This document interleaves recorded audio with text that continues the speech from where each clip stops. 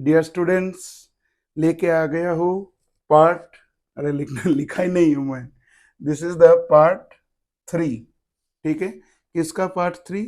Most wanted series part 3, मतलब coordinate geometry के part 3 में लेके आ गया हूँ। ठीक है, जो कि क्लास 10 सीबीएसई के लिए एंड क्लास 9 आईसीएसई के लिए। ठीक है, and we were solving R D Sharma. तुम लोगों को याद ही है, मैं डिस्टेंस फॉर्मूला की क्वेश्चन चुन चुन के सॉल्व कर रहा था आर डी शर्मा से। ठीक है ना, तो उसको थोड़ा कंटिन्यू करते हैं, चलो देखते हैं। Okay, let start.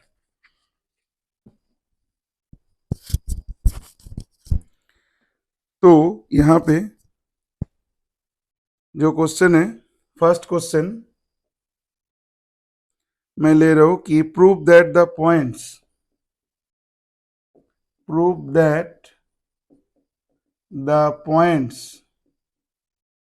अरे कौन सी पॉइंट है, हाँ दिया है 3,0, 3,0। एकदम पूरा अटेंशन सब लोग इधर, हाँ अच्छे से देखो, अच्छे से समझो। 6,4, 6,4 एंड -1,3, -1,3। ठीक है, -1,3 are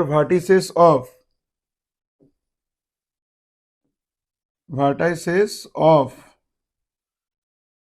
right angle isosceles triangle, right angle isosceles triangle, right angle isosceles triangle। ठीक है, इसको प्रूव करना है। Prove that the point 3,0, 6,4, -1,3 are vertices of a right angle isosceles triangle. चलो देखते हैं इसको।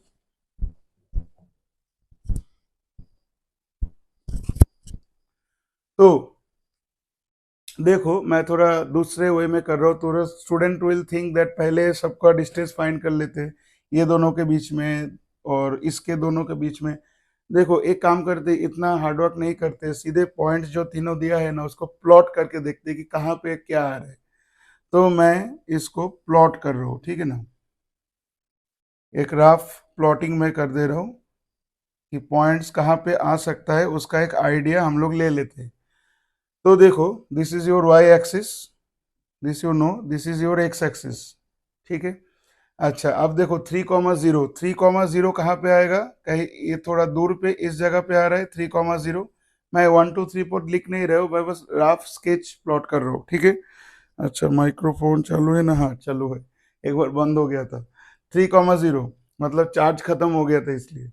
फिर 6,4, 6,4 देखो अब मैं फंस गया क्योंकि इधर ये इस साइड में आएगा, इस साइड में आएगा तो थोड़ा मैं एक्स एक्सिस को एक्सटेंड किया 6,4। ठीक है ना, 6,4 इस जगह पे आ सकता है। थोड़ा सोच लो, ये अब अगर 3 है, ये ओरिजिन है ना तुम्हारा, this is your origin O. Origin से ये 3 यूनिट डिस्टेंस है, तो ओरिजिन से ये 6 यूनिट डिस्टेंस हो सकता है और 4 यूनिट ऊपर, 6 यूनिट राइट साइड में, 4 यूनिट ऊपर, 6,4। सो दिस 2 पॉइंट हम लोग रफ स्केच प्लॉटिंग कर चुके। अब -1,3 ये बंदा कहाँ पे आएगा, -1 मतलब पहले इधर आया और 3 मतलब फिर ऊपर जाएगा। ठीक है ना, तो दिस इज -1,3। तो इस तरह का सिचुएशन है हम लोगों के पास। अब देखो ये बोला है कि राइट एंगल आइसोसेलेस ट्रायंगल है, ये एक राइट एंगल आइसोसेलेस ट्रायंगल है। ऐसे मैं अगर ज्वाइन करूंगा, इसको देख के लगेगा तो नहीं, but they have told means we have to prove it. ठीक है ना, सिचुएशन कुछ ऐसा दिख रहा है बेकार हो जा रहा है डायग्राम, तो एक मिनट रुक जाओ, मैं इसको थोड़ा साइज करता हूँ। चलो, हाँ अभी देखो, लग तो नहीं रहे but you have to prove, because मेरे पास एक्चुअल ग्राफ पेपर तो नहीं है। अगर तुम लोग देखोगे, अगर ग्राफ पेपर में प्लॉट करोगे तो बिल्कुल सेम सेम आएगा। ये 90 डिग्री मुझे लग रहा है, दिस एंगल जो है ऑब्वियसली 90 डिग्री होगा। ठीक है ना, क्योंकि ये नहीं हो सकता, ये भी नहीं हो सकता। तो अभी देखो तुम्हारे पास एक अच्छा और एक अच्छा आइडिया आ रहा है कि मतलब क्या चल रहा है यहाँ पे। ये जो लंबा बड़ा साइड है, this will be your hypotenuse. अब राइट एंगल आइसोसेलेस जो ट्रायंगल है ना, उसमें क्या होता है, बेस और हाइट सेम होता है, ठीक है ना। मतलब यहाँ पे देखो, ये this is your height and this is your base, और दिस इज योर हाइपोटेन्यूज, क्योंकि ये साइड सबसे लंबा लग रहा है मुझे रफ स्केच में। तो हम लोग क्या करेंगे, हम लोगों को इसको दिखाना है कि राइट एंगल आइसोसेलेस ट्रायंगल, सबसे पहले तीनों का क्या करना है, लेंथ फाइंड कर लेना है, ठीक है ना। तीनों का लेंथ मुझे फाइंड कर लेना है। तो मैं क्या कर रहा हूँ, तीनों का लेंथ फाइंड करने के लिए यहाँ पे चलो ए पॉइंट है और ये बी पॉइंट है और ये सी पॉइंट है। सबसे पहले मैं ए बी का डिस्टेंस जो लेंथ है वो फाइंड कर दे रहा हूँ। वो कितना आ रहा है, अब तो तुम लोग जानते ही हो, बहुत इजी वे में, 4 - 0 whole square, 4 - 0 whole square plus 6 - 3 whole square, ठीक है ना। कोई एक तरफ से लेना है, इधर से अगर ले रहे हो तो 4 - 0 6 - 3, या तो कोई स्टूडेंट अगर इस तरफ से ले रहे हैं तो 0 - 4 3 - 6। उल्टा नहीं करना कि इधर से 4 - 0 किया और इधर से 3 - 6 किया, वो नहीं, वो फिर गलत हो जाएगा। कोई एक तरफ से, मतलब ये इसको मैं x2 y2 माना हूं, तो 4 - 0 6 - 3। तो यहाँ पे कितना आ रहा है तुम्हारा, ए बी यहाँ पे आ रहा है 16 + 9 दैट इज 5, ठीक है ना। 4 का स्क्वायर 16, यहाँ पे 5 आ गया ए बी। तो ए बी आ गया 5, मैं इसको बड़ा से इधर लिख लिया। चलो तुरंत फाइंड करते हैं बी सी। बी सी कितना आ जाएगा, अंडर रूट में, अब इधर से ले रहा हूं मैं, ठीक है ना, इधर से 0 - 3। तो चलो 0 - 3 होल स्क्वायर, फिर देखो 3 - 1, 0 - 3 हो चुका है, 3 - 1 मतलब ये 3 + 1 होल स्क्वायर आएगा। तो ये क्या आ जाएगा, अंडर रूट में 9 + 16, तो ये भी आ गया 5, ठीक है ना। तो ये भी आ गया 5, दिखाई दे रहा है, ये भी आ गया 5। एकदम क्लियर है कि ये एंगल पक्का 90 डिग्री एंगल होने वाला है, क्योंकि ये बेस है और एक इस दोनों बेस और हाइट दोनों सेम है। अब बचा है ए सी। आइसोसेलेस तो प्रूव हो चुका है, समझ में आ रहा है ना, आइसोसेलेस तो प्रूव हो चुका है। 90 प्रूव नहीं हुआ, आइसोसेलेस प्रूव हो चुका है। अच्छा, 90 प्रूव करने के लिए हाइपोटेन्यूज पहले फाइंड कर लो। सो ए सी देख लो, ए सी में क्या आ जाएगा, इधर से लेते हैं 4 - 3, सो 4 - 3 होल स्क्वायर प्लस 6 - 1, 6 - 1 मतलब यहाँ पे 6 + 1 होल स्क्वायर। तो ए सी कितना आ जा रहा है, ए सी आ रहा है तुम्हारा 1 + 49, तो ए सी आ जा रहा है अंडर रूट 50। सबको समझ में आ रहा है ना, आइसोसेलेस तो दिख ही रहे हैं ना, ये भी 5 है, ये भी 5 है। अब राइट एंगल प्रूव करने के लिए पाइथागोरस शो कर देंगे, पाइथागोरस को प्रूव कर देंगे तो हो जाएगा ना। तो देखो, राइट एंगल तो करने के लिए पाइथागोरस को प्रूव कर देंगे, तो मैं वही कर रहा हूँ। पहले मैं ए सी का स्क्वायर निकाल रहा हूँ, ए सी का स्क्वायर देखो, √50 का square that will be 50 only. उसके बाद मैं क्या कर रहा हूँ, ए बी का स्क्वायर निकाल रहा हूँ। देखो, ए सी का स्क्वायर निकाल लिया, ए बी का स्क्वायर निकाल लो। ए बी का स्क्वायर देखो, 5 का स्क्वायर कितना आएगा, 5 का स्क्वायर आ गया 25। उसके बाद इसका स्क्वायर कर लेते, इसका स्क्वायर कितना आएगा, मतलब बी सी का स्क्वायर, बी सी का स्क्वायर भी सेम है, 5 का स्क्वायर 25। आई थिंक तुम लोग का समझ में आ ही गया होगा। तो ऑब्वियसली 50 = 25 + 25, मतलब A C square equal to B C, A B square plus B C square, समझ में आ रहा है ना। Hypotenuse square equal to height square plus base square, तुम चाहो तो ऐसे लिख सकते हो, hypotenuse square equal to height का स्क्वायर और बेस का स्क्वायर। तो यहाँ पे ये चीज राइट एंगल प्रूव हो गया, यहाँ पे ये चीज राइट एंगल भी प्रूव हो गया। और जैसे 5 और 5 आया था, ठीक है ना, मतलब इस जगह पे हम लोग A B equal to B C equal to 5 आ गया था, तो इस जगह पे हम लोगों को आइसोसेलेस भी प्रूव हो गया था। थोड़ा इसको अरेंज करके लिख लेना, मेरा राइटिंग उतना अरेंज वे में नहीं है, ठीक है ना। तो आई थिंक यू हैव अंडरस्टूड। तो जैसे मैं पॉइंट को प्लॉट किया तो हम लोग को तुरंत पता चल गया।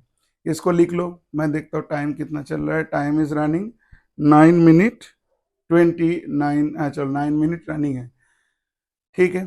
चलो इरेज करता हूँ मैं इसको for taking the next question.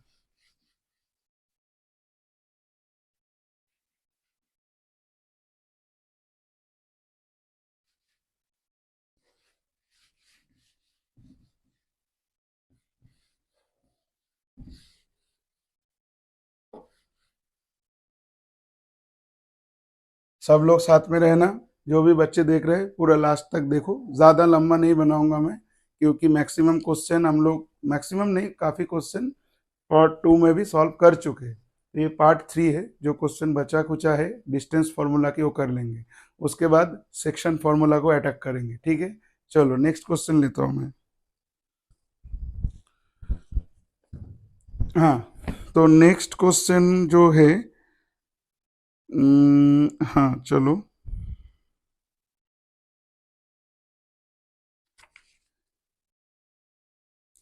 ये अच्छा क्वेश्चन मिला मुझे एक। प्रूव द, लिखना क्वेश्चन मेरे साथ ही लिखना। Prove that the, I am solving from are D Sharma book, ठीक है, are D Sharma reference book.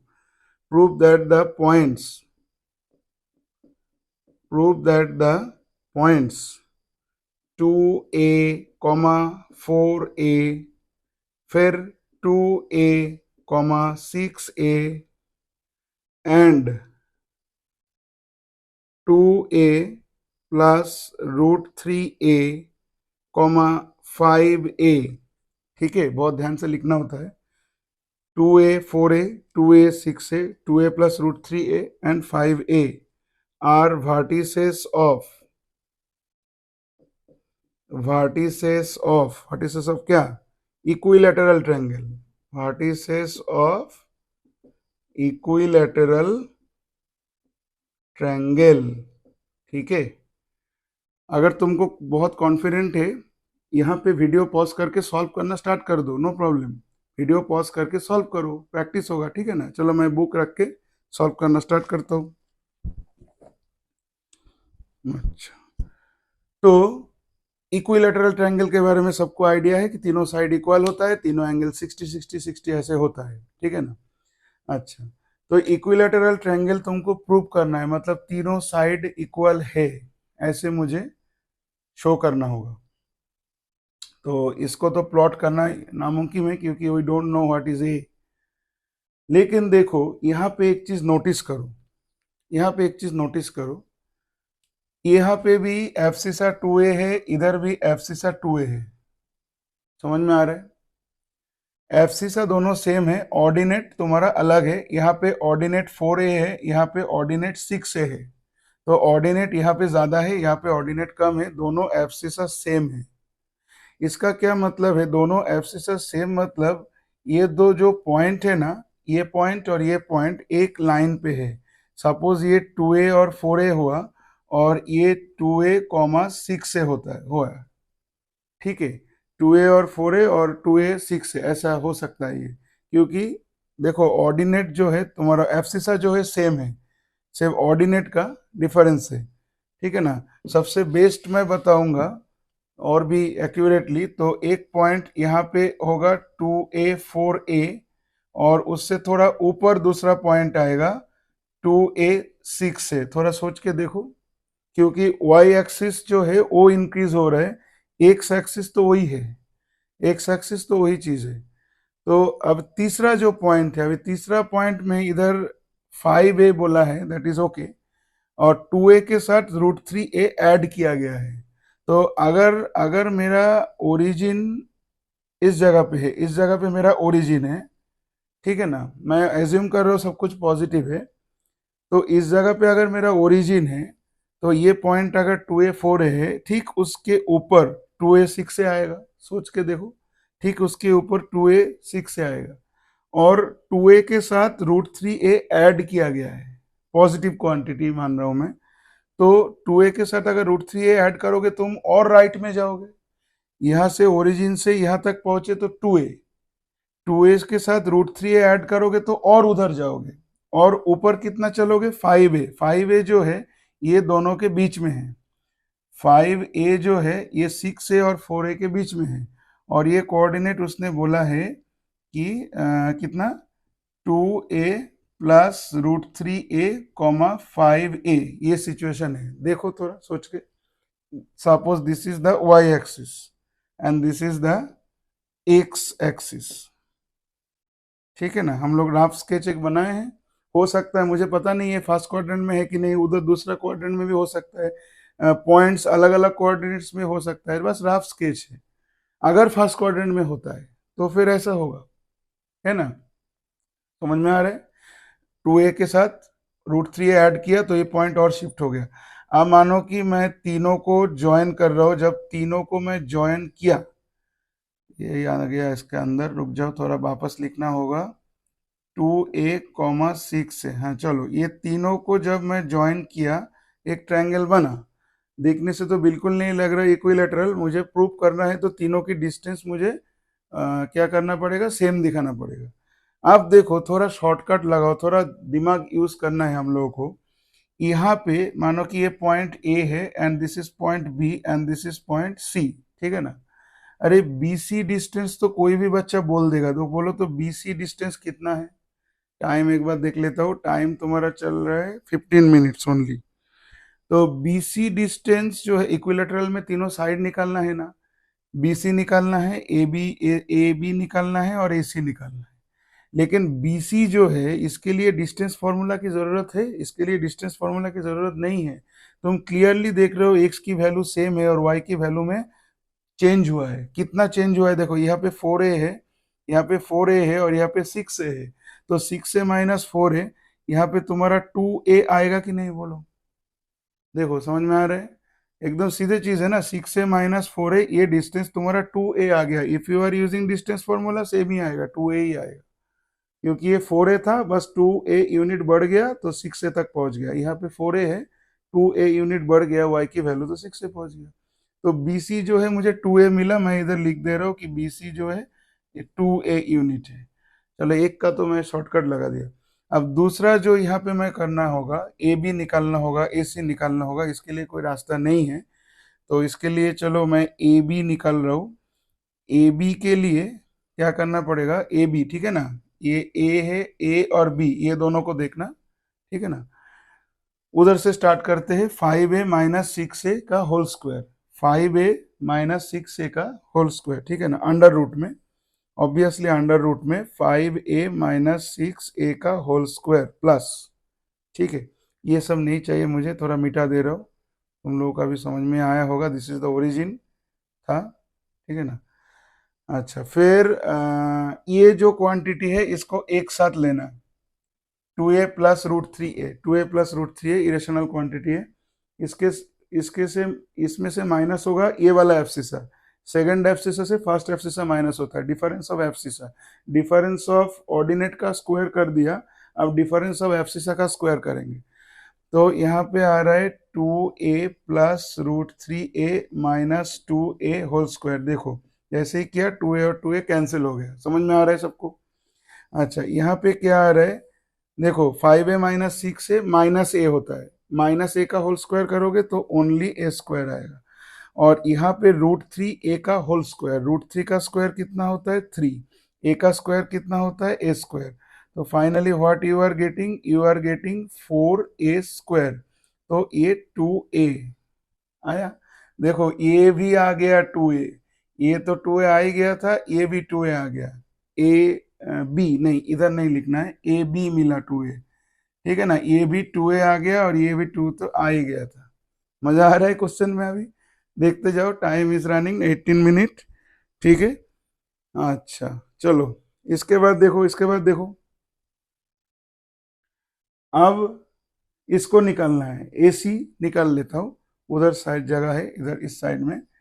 तो AC के लिए फिर अंडर रूट लगाया मैं, कोई कैलकुलेशन प्रॉब्लम नहीं है, अगर सोच समझ के धीरे धीरे चले कोई प्रॉब्लम नहीं होता है कैलकुलेशन में। इधर से उधर कर रहा हूँ, इधर से भी उधर कर सकता हूँ। 5a माइनस 4a का होल स्क्वायर, दोनों ऑर्डिनेट का डिफरेंस का स्क्वायर, दोनों ऑर्डिनेट का डिफरेंस, ऐसे सोचो ना, दोनों ऑर्डिनेट का difference 5a minus 4a, 5a minus 4a कितना होता है, यही होता है, तो a का स्क्वायर तो a स्क्वायर लिख दो, ठीक है ना। फिर देखो ये दोनों एफसीसा का डिफरेंस का स्क्वायर, तो ये एफसीसा से ये एफसीसा माइनस होगा, वापस बोल रहा हूँ, ये एफसीसा से ये एफसीसा माइनस होगा, तो 2a से 2a माइनस होके हट जाएगा। I think you are understanding what will come. अगर तुम चाहो तो मैं लिख सकता हूँ, चलो 2a plus √3a minus 2a, फिर ये होल स्क्वायर और 2a 2a फिर कट गया। यहाँ पे भी देखो a स्क्वायर है और फिर √3a² मतलब 3a² आएगा। फाइनली इधर भी तुम्हारा 4a² आ जाएगा, so it will be also 2a। देखो, तो ये साइड भी आ गया 2a। मजा आया, समझ में आ रहा है? तो बस हो गया इक्विलेटरल, तीनों साइड देखो इक्वल है। So finally you write here A B equal to B C equal to C A equal to 2a। So it is equilateral triangle, equilateral triangle लिख लेना अपने हिसाब से। ठीक है, चलो इसको लिख लो। मैं जाता हूँ नेक्स्ट क्वेश्चन में, बुक लेने जा रहा हूँ।